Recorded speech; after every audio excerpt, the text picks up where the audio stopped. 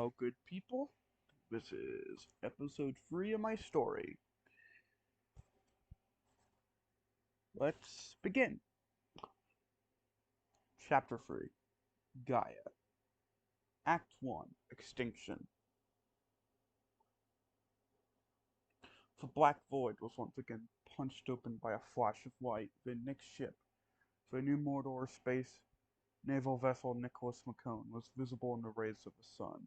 And from the bridge, Nick had a bird's eye view of Earth. But there was one. But there was a problem. Instead of a bloom Instead of a beautiful blue marble, Nick was met by a harsh, dull, gray, lifeless rock, with no clouds or atmosphere. I don't think we could do anything here but make preparations to land anyway, Nick said. Then an alarm started going off. What's that alarm for? Nick said. It's your reactor, sir, the crew member said. Then all of a sudden, all the doors sealed as a huge hole is blown into the side of the ship coming from the reactor room. And before anyone knew it, they were plummeting through the atmosphere, or where the atmosphere should have been. Then they crashed into the ruins of the city. And then Nick saw why there was no life.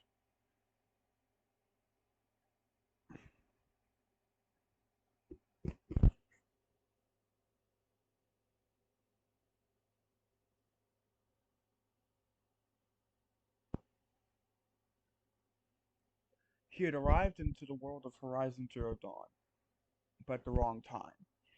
He knew the year had to have been 2065 because from orbit he saw a small patch of green fastly disappearing. Then Nick hit his head on a command console and was knocked out as the ship hit the ground.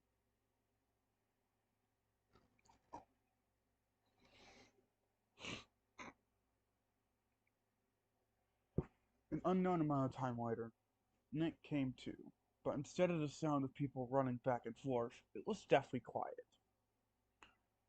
There was no one on the ship. It was like the whole crew of 349 men and women had just been snapped out of existence.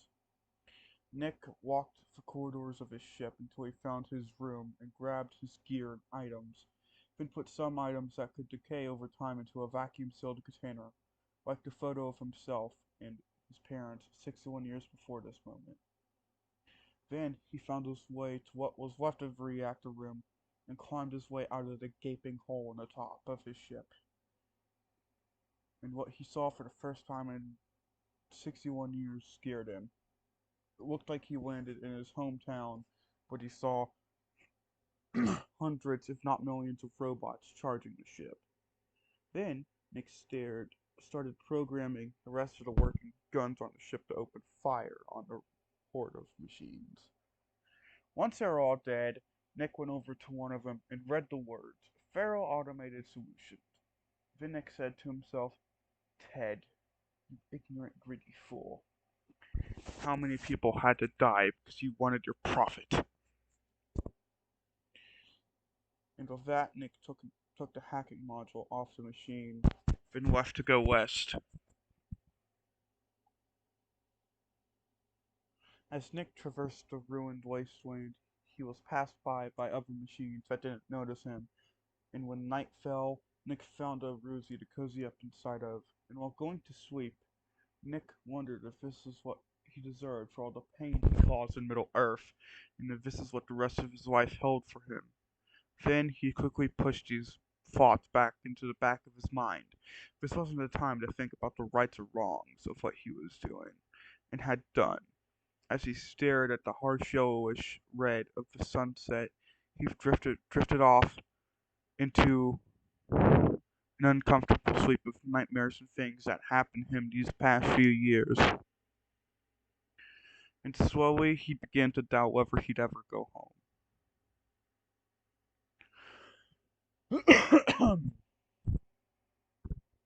Sorry for breaking your eardrums.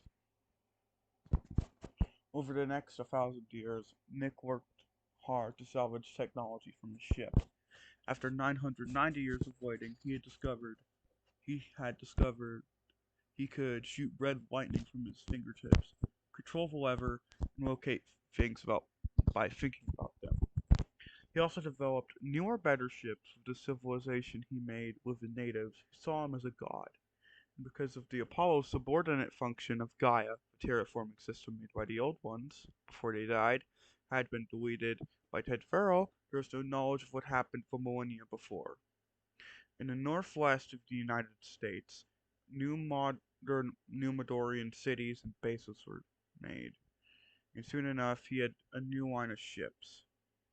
Then, in a breakthrough, he found a way to prove that souls were real by accident. While paying his respects to Elizabeth Sobeck, he turned on a prototype device he had made for capturing AIs and plugged the device into a modified Thunderjaw. And this is the conversation they had. Where am I? Elizabeth said. You've been dead for 990 years, Miss Sobeck. Take it easy. We have much to discuss about your little terraforming system and your friend Ted. Soon after Nick told her about the events that will transpire in the near future, then Nick had the idea to create the Charian 2 line of combat machines, using scans of the original machines and ideas for new ones. Except this time, they would have the ability to think for themselves. And while they could still consume biomass,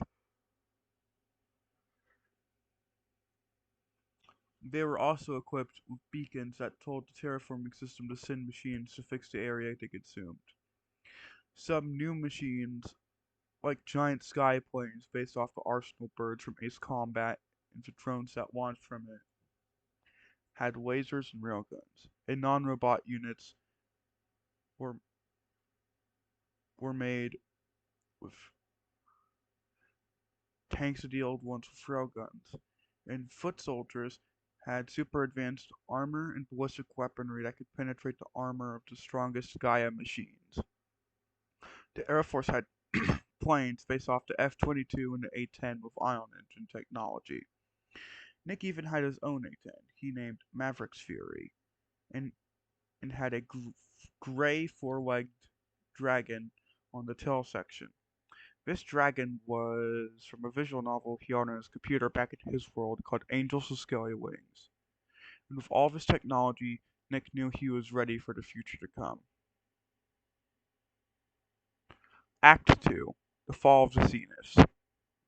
It had been 10 years, and Nick managed to get into contact with the main character of this universe, Aloy, one of the two clones of Elizabeth Sobeck, and he heard that she was going to go and try and rescue her twin and the terraforming system. Nick was ready with his army. He had failed to mention to her. Nick count Nick now had a focus, so communication was easy. Nick's plan was to have Tilda disable the base's force fields. Then he would reactivate a Horus Titan, have it consume biomass, then make a bridge for his tanks and ground troops. Then attack from all sides of his ships and air force. And with that, Nick sprinted to his plane, looking at the tail section and nodding. Then he climbed into the cockpit of the aircraft and closed the canopy. Then took off. Once in the air, him and his formation began flying a few miles south of San Francisco. While flying, he passed over Venora Tribe's camp in Meridian. Flying over the spire antenna, he saw a statue of Aloy. Then he continued west, passing over Zion National Park and the nearby battlefields where people 1,000 years ago tried to stop the feral plague. Then, off in the distance, he saw the glossy white of the zenith space. Then he told Aloy he was almost there and to prepare for the cavalry. Then, as Nick flew by, he saw the force field go down. Then, he saw the Horus Titan reactivate and consume biomass.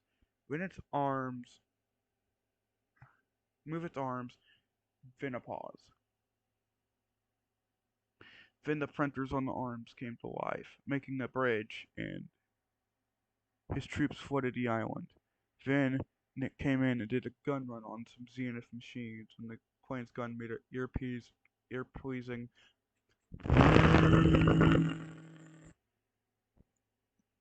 Nick looked back to see that the machines had fallen to the floor riddled with holes. He knew his mission was complete, so he let Aloy do the rest of her part of the mission. Then, after the mission was a success, everyone got together to talk about what had just happened. Nick explained his whole side of the story. Then he had to leave to collect his stuff from his crashed ship, while Aloy and the rest of the crew visited the capital of New Mordor's presence. And once again, New Mordor had another universe to its name. Then Nick told them if he needed them to come help with something, he would contact them. Then he made a copy of Gaia's backup, then left, again to go find his home. That was chapter 3. Next recording will be chapter 4, volume 1 and volume 2. See y'all next time.